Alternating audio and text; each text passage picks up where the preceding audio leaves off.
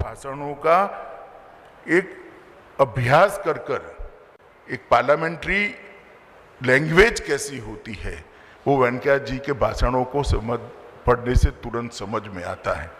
दूसरी बार भी 1980 में वो चुने गए और भारतीय जनता पार्टी के ग्रुप के नेता बने और 1980 में ही वो आंध्र प्रदेश भारतीय जनता पार्टी के स्थापक अध्यक्ष बने और आंध्र प्रदेश के अंदर वेंकैया जी के नेतृत्व में भारतीय जनता पार्टी आगे बढ़ी। 1993 में पार्टी ने उनको राष्ट्रीय स्तर पर काम के लिए चुना, महासचिव बने। महासचिव के नाते भी सतत भ्रमण और पार्टी के मुद्दों को लोगों के सामने रखने की कला एक बहुत सारे कार्यकर्ताओं के, हम तो बहुत युवा कार्यकर्ता थे उस वक्त, तुरंत ध्यान में आता था। 98 में वो राज्यसभा के सांसद बने और 4 बार राज्यसभा के सांसद के नाते उन्होंने राज्यसभा के अंदर बहुत सारी महत्वपूर्ण चर्चाओं में भाग लिया। जब अटल जी की सरकार में मंत्री बनने का मौका आया तब उन्होंने स्वयं ग्रामीण विकास की मंत्रालय के लिए अटल जी से बात करी थी। ये भारत के गांव के प्रति वेंकैया जी का जो लगाव है वो बताता है कि ग्रामीण भारत का विकास करने के लिए ग्रामीण विकास मंत्री बनकर किस प्रकार से वो कंट्रीब्यूट कर सकते हैं। और 11 से 14 तक आपदा प्रबंधन पर संसदीय फोरम के उपाध्यक्ष भी रहे हैं और कई सारे डिपार्टमेंट, उन्हें पार्लियामेंट्री अफेयर्स हो, अर्बन डेवलपमेंट हो, ग्रामीण विकास हो, ये सारे डिपार्टमेंट उन्होंने बहुत अच्छे तरह से उन्होंने संभाले हैं। और आज भी जब भी मिलते हैं तब उनके अंदर किसानों के लिए छटपटाहट जो है वो छिप नहीं सकती, वो सरफेस पर आ जाती है।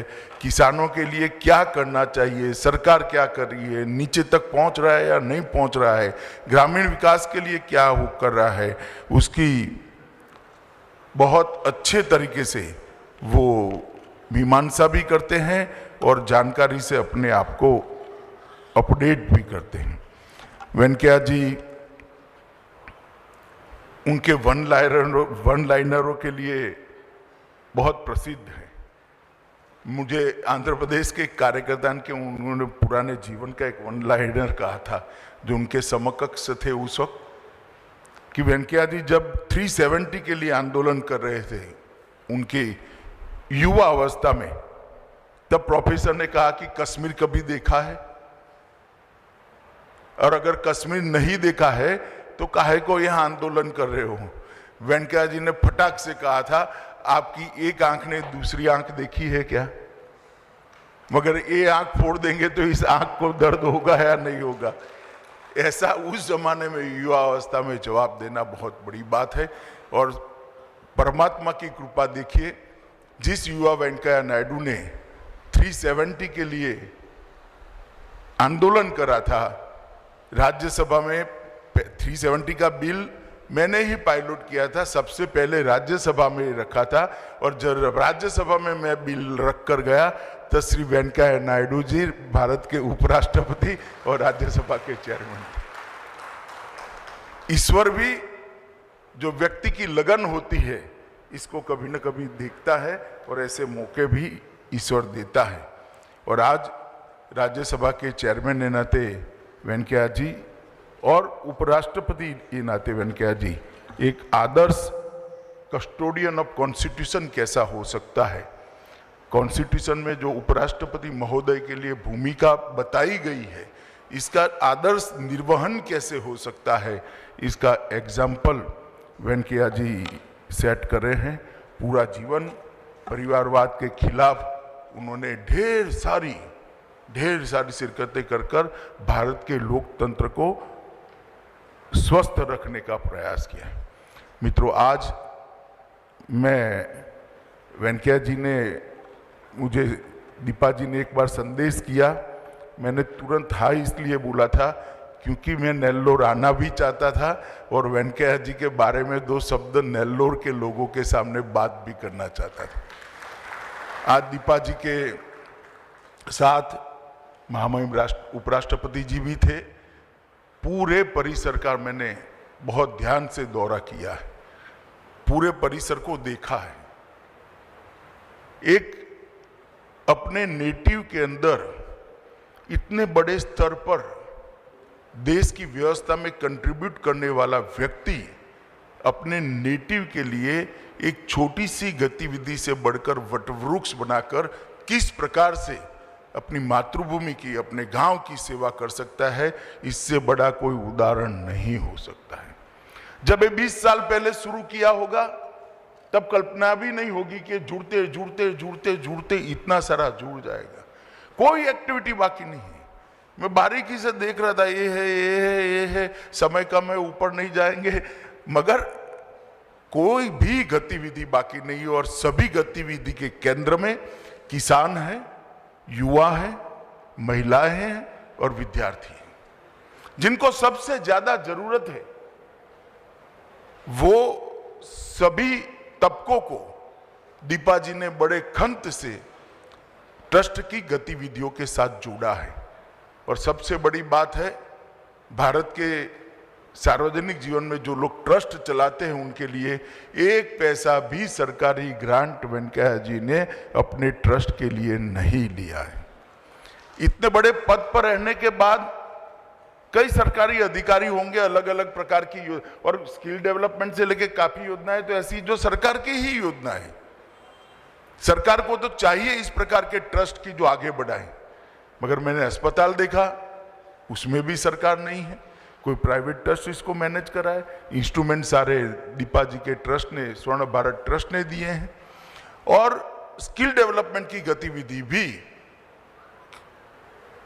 प्राइवेट पार्टियों को साथ में जोड़कर चलाई है। मैं मानता हूं कि ये बहुत बड़ा एक अपने आप में उदाहरण है कि किस प्रकार से एक अपने पैतृक गांव के अंदर, अपने जन्म जहां हुआ वो गांव के कल्याण के लिए किस प्रकार से काम किया जा सकता है। और मित्रों, एक बात मैं यहां आकर बहुत अच्छे से कनेक्ट कर पाया हूं।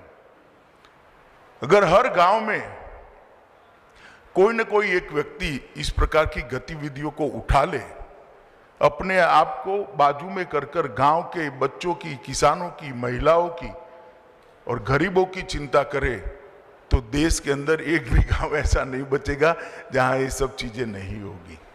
परंतु हम सब कर नहीं सकते, वेंकैया जी कर रहे हैं। और मेरे जैसे व्यक्ति के लिए आज एक बहुत बड़ा लेसन है कि अपने नेटिव के साथ, अपनी जड़ों के साथ कैसे जुड़ा रहा जा सकता है। इसका एक आइडियल एग्जाम्पल इस स्वर्ण भारत ट्रस्ट है। और मैं वेंकैया नायडू जी को ये ट्रस्ट के प्रेरणा स्वरूप, प्रेरणा मूर्ति के रूप में बहुत बहुत बधाई देना चाहता हूं कि इन्होंने नेल्लोर के युवाओं के, किसानों के, बच्चों के और गरीबों के कल्याण के लिए इतना बड़ा गतिविधि का केंद्र बनाया है और स्वयं इतने इन्वॉल्व है कि हर चीज उनको मालूम है। और दीपा जी ने भी और ट्रस्ट के अध्यक्ष जी ने भी उसको बहुत आगे बढ़कर बढ़ाया है। मित्रों, आज जब मैं यहाँ आया हूँ तब कोई राजनीतिक बात नहीं करनी है, मगर एक ऐसा प्रयास है भारत सरकार का जिसको मैं आपके साथ साझा करते आया हूँ। मैं लगभग 1981 से सार्वजनिक जीवन में हूं, कई साल हो गए, और पद्म पुरस्कारों को मैंने पहले भी देखा है, आज भी देखा है, और अब मैं गृह मंत्री हूं तो पद्म पुरस्कार की प्रक्रिया को भी ध्यान से देखता हूं। इस प्रकार की गतिविधि के सेंटर पे आया हूं जो निस्वार्थ रूप से चल रही है, तो आपके ध्यान पर रखनी थी।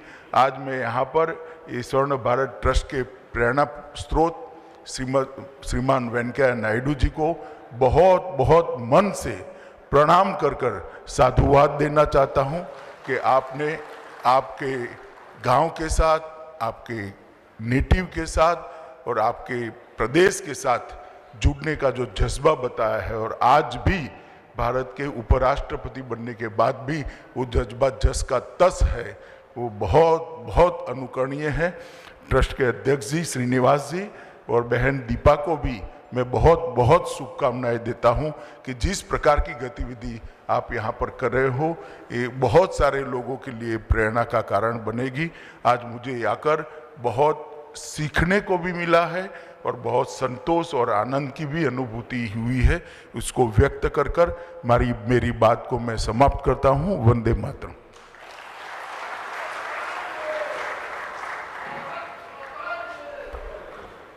हृदय से धन्यवाद आप ही पदचरणों में रखते हुए। बहुत ही आभार है sir. The blessings expressed by Sri Amit Shah ji is the best gift we have received on this momentous occasion of our 20th anniversary for all of us at Swarna Bharat Trust. And as sir has said, Swarna Bharat Trust will always strive for the vision and the core motto of the organization for which it has been established, the empowering the rural India, and will always continue to follow the path laid by its chief visionary, Sri Venkaiah Naidu garu. With this, I now take this opportunity to request Swarna Bharat Trust ki స్ఫూర్తి ప్రదాత అన్నీ ఆయన మా నాన్నగారు. ఆయన ఎందుకంటే మా నాన్నగారి తర్వాతే ఉపరాష్ట్రపతి గారు అయ్యారు, కానీ ఇప్పుడు దీపం కన్నా ముందు స్వర్ణ భారత్ ట్రస్ట్ ఆయన మానసపుత్రిక. అందుకని నేను మా నాన్నగారితో 21 సంవత్సరాలు ఉన్నాను. ఇప్పుడు స్వర్ణ భారత్ ట్రస్ట్ కూడా 21 సంవత్సరంలో అడుగుపెట్టింది కాబట్టి అందుకనే స్వర్ణ భారత్ ట్రస్ట్కి అన్నీ తానే అని అన్నాను. ఆయన భారత ఉపరాష్ట్రపతి గౌరవనీయులు శ్రీ ముప్పవరపు వెంకయ్య నాయుడు గారిని మనల్ని ఉద్దేశించి మాట్లాడవలసిందిగా కోరుతున్నాను.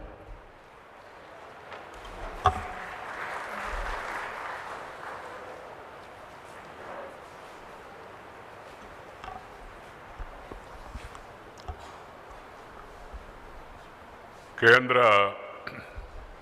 హోంశాఖ మంత్రులు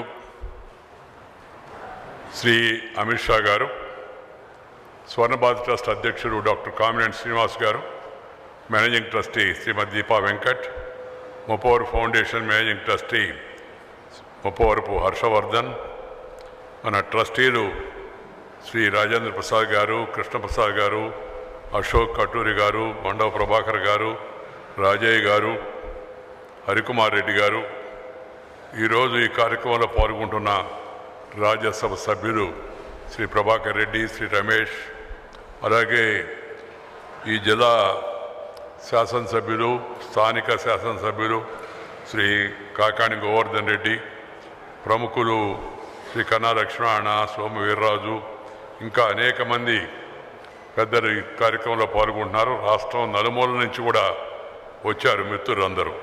చాలా సంతోషం. అందరికీ నా నమస్కారం, अभिनंदन। अमित भाई, मैंने आपको इसलिए सुझाव दिया जरा मेरा बेटी का जो आह्वान है उसको रिसीव करने के लिए, जैसा बता दिया हम लोगों को सरकार से कुछ नहीं चाहिए, मगर मैं इसलिए सबको यहाँ बुला रहा हूँ, नरेंद्र भाई सहित, आडवाणी जी के सहित सभी केंद्रीय मंत्री, अलग अलग प्रदेशों के मुख्यमंत्री, आज आपको भी यहाँ बुलाया। मुख्य उद्देश्य है आप ये कार्यक्रम यहाँ देख के देश भर में ऐसा कार्यक्रम करने वाले लोगों को और प्रोत्साहन करे और मोटिवेट करे, यही मेरा मुख्य पर्पस है। స్వర్ణ భారత్ ట్రస్ట్ చూసి ఆశీర్వదించి అభినందించడమే కాకుండా మీ ప్రాంతాలకు వెళ్ళి ప్రజాసేవలో ముందుండే వాళ్ళను ఈ స్వర్ణ భారత్ యొక్క విజయ గాథ చెప్పి ప్రోత్సహించాలన్న ఉద్దేశంతోనే నేను ఈ ప్రముఖులందరినీ పిలుస్తూ ఉన్నాను. ఈరోజు ఈ స్వర్ణ భారత్ ట్రస్ట్ కార్యక్రమంలో పాల్గొనడం నాకు ఎంతో సంతోషంగా ఉంది. ఎందుకంటే ఒకటి సొంత ఊరికి రావడం, జిల్లాకు రావడం, సొంత ప్రజలను కలవడం, సొంత భాషలో మాట్లాడడం, సొంత ప్రాంతం యొక్క భోజనం చేయడం, గాలి పీల్చడం చాలా సంతోషాన్ని ఇస్తుంది నాకు. దాంతోపాటు ఈ స్వర్ణ భారత్ చేస్తున్న సేవా కార్యక్రమం, ఎందుకంటే I always believe the real religion is सेवा। माने मजहब क्या होता है, मजहब का मुख्य उद्देश्य सेवा करना। इसलिए एक सेवालयम, देवालयम जाना कितना महत्वपूर्ण है, सेवालयम का संदर्शन करना इतना महत्वपूर्ण है, ऐसा मेरा विश्वास है। దేవాలయానికి వెళితే ఎంత పుణ్యం వస్తుందో, సేవాలయానికి వెళ్ళి సేవాలయంలో సేవ చేసే కార్యక్రమంలో పాల్గొంటే అంత పుణ్యం వస్తుంది, అంత సంతృప్తి వస్తుంది, అంత సంతోషం వస్తుందని నేను భావిస్తుంటాను. అందుకే in spite of my being in various positions at various levels, I always use to come to Swarna Bharat and will be coming in whatever position I am there or no position. My position is very simple. I will be coming to the trust frequently to get inspiration, motivation and encouragement from the participants here. ఇక్కడికి వచ్చి పెద్ద పదవిలో ఉన్నా లేకపోయినా, పై పదవికి వెళ్ళినా వెళ్ళకపోయినా, ఏ పదవిలో ఉన్నా ఏ పదవిలో లేకపోయినా జనం దగ్గరికి వచ్చి సేవా కార్యక్రమంలోనే పాల్గొంటూ ఉంటాను అని మీ అందరికి కూడా ఈ సందర్భంగా నేను మనవి చేస్తూ ఉన్నాను. గ్రామీణ పట్టణాల మధ్య అంతరం తగ్గాల. We must reduce the divide between urban and rural areas. Very important for the government, important to the people and for all of us. Second, we must focus more and more on agriculture, on farmers. మనం ముఖ్యంగా గ్రామీణ పైన, వ్యవసాయదారుల పైన, రైతుల యొక్క సంక్షేమం పైన ఎక్కువగా దృష్టి పెట్టాలా, వాళ్ళకి మనం సహకరించాలా. ఎందుకంటే వాళ్ళు మనకు అన్నదాతలు. Agriculture is basic culture of our country, so we have to focus enough attention. Not only government, but all of us in the society, we owe something to the agriculture, to the farming community. అందుకని ఆ కార్యక్రమాల్లో పాల్గొనడం నాకు సంతోషం. మూడవది, the future of the country is youth. So इसलिए ग्रामीण युवकों को यहाँ लाके प्रशिक्षण देके प्रोत्साहन करके और वो बैंक के द्वारा उनको ऋण दिला के जीवन में वो अपने जगह पे खड़े होने का आत्मविश्वास देना ये बहुत जरूरी है. ఈ కార్యక్రమాన్ని యువకులను ఆకర్షించి వాళ్ళకి శిక్షణ ఇచ్చి వాళ్ళకి ప్రోత్సాహం ఇచ్చి వాళ్ళు సొంత కాళ్ళపై నిలబడే విధంగా చేయడం అన్ని సంస్థల యొక్క ముఖ్యమైన ఉద్దేశం కావాలా. దానికి మనందరం సహకరించాలి. శిక్షణ ఇవ్వడం, బ్యాంకుల ద్వారా ప్రోత్సహించడం, వాళ్ళకి ఉద్యోగ ఉపాధి అవకాశాలు కల్పించడం. తర్వాత మరొక ముఖ్యమైన కార్యక్రమం అంటే మహిళలు. ఈ జనాభాలో 50% ఉన్న మహిళలు. స్వాతంత్రం వచ్చిన తర్వాత కొంత పురోగతి వచ్చింది, ఇంకా పురోగతి రావాల్సి ఉంది. చదువు విషయంలో, వాళ్ళకి ఆస్తి విషయంలో, వాళ్ళకి గౌరవ విషయంలో మనం దేశం ఇంకా ముందుకు వెళ్లాల్సి ఉంది. వాళ్ళపైన అత్యాచారాలు జరగకుండా చూడాల్సిన అవసరం ఎంతో ఉంది. వాళ్ళకు కూడా సమాజంలో సమభాగం ఇచ్చే విధంగా మనం తయారు కావడం కూడా महिला साधिकारिता, महिलाओं को पहचान के उनका क्या कौशल्य है उसको प्रोत्साहन करना ये बहुत जरूरी है. कारण क्या है, वो 50% पॉपुलेशन में है.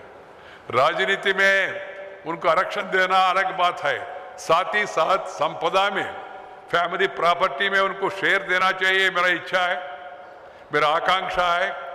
मैं वो दिन भी देखना चाहता हूं, हो जाएगा जब इस विश्वास है. पुरुष और महिला दोनों को प्रॉपर्टी में ఈక్వల్ రైట్ होना चाहिए. పురుషులకు మహిళలకు ఇద్దరికి ఆస్తిలో సమభాగం రావాలి అనేది నా ఆకాంక్ష. దాన్ని చూడాలనేది కూడా నా ఆకాంక్ష. ఈ అన్ని ఉద్దేశాలతో ఏర్పాటు చేయబడిన స్వర్ణ భారత్ ట్రస్ట్ ఇంతింతై ఒడుంతైని ఈ స్థాయికి ఎదగడం చాలా సంతోషంగా ఉంది. దానికి ప్రధాన కారణం మీ అందరి యొక్క ఆశీర్వాదం, మీ అందరి का प्रोत्साहन. आप लोगों का आशीर्वाद और प्रोत्साहन के कारण से ट्रस्ट यहाँ तक पहुँच गया. डॉक्टर श्रीनिवास जी हो, अन्य ट्रस्टी हो, ठीक है, वो लोग समय दे रहे, अपना साधन जुटा रहे, और दीपा थोड़ा ज़्यादा समय दे रहे, ठीक है, वो लोग अभिनंदनीय है. मगर लोगों का मदद, वेल मीनिंग पीपल का मदद नहीं है तो संस्था आगे नहीं बढ़ेगा. इसलिए मैं चाहता हूँ आने वाले दिनों में आप सब लोग ट्रस्ट को आशीर्वाद दीजिए, प्रोत्साहन करिए. और इन कार्यक्रम में भाग लेते रहिए. ఇది నా ఉద్దేశం, మరి ఇంకేమీ లేదు. మిమ్మల్ని నుంచి ఆపేక్షించేది కూడా ఏంటంటే ఈ కార్యక్రమాన్ని చూడండి, ప్రోత్సహించండి, వీలైతే భాగస్వాములు కండి అని మిమ్మల్ని అందరినీ కోరుతున్నాను. ఈ స్వర్ణ భారత్ తెలుగు భాష